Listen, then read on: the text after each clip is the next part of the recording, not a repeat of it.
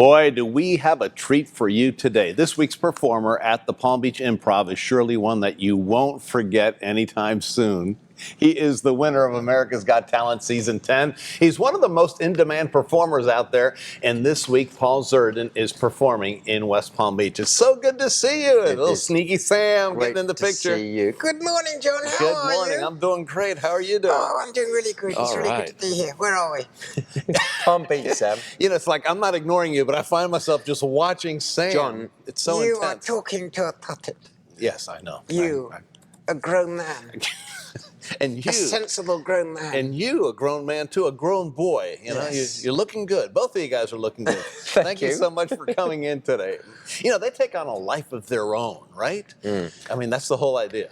Well, I think, people's sort of love of puppets sort of harks back to your childhood. Mine was growing up with Sesame Street. And I remember just being completely in love with Ernie and Bert and Kermit and all those different characters. And I knew I wanted to do something with puppet characters. And then when I thought I would have when I learned ventriloquism and I wanted to get my first puppet or doll, as we used to call them, you tend to go for those old-fashioned ones, which can sometimes be scary.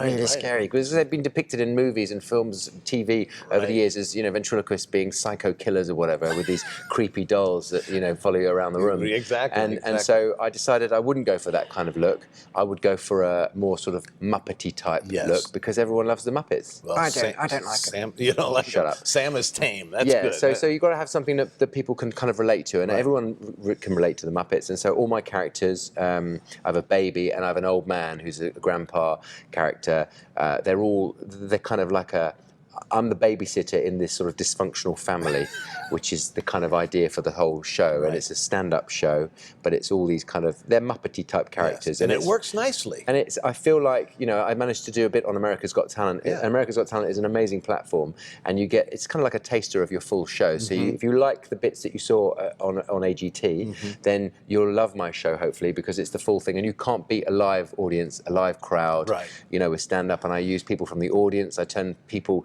a married couple, into my human puppets for the show. Oh, that's really? funny. I've got to see this. Well, I mean, I'm sure that you feed off what the audience is giving you also, and vice versa. And no show is ever quite the same, because the audience react differently every night, particularly when I have a man and woman as my human dummies, and I get them walking around the stage doing different things, and I have these mouths where I control them, and they're radio controlled. So we're using technology as well. So it's not just a man with his hand up the backside of a puppet. There's more to it, hopefully. Okay, how cool is that? Well, you've got 5 more chances to see Paul this week at the Palm Beach Improv. 2 today, and also on Saturday, and then 1 on Sunday. So you're going to be busy this weekend. Tickets for that start at $25.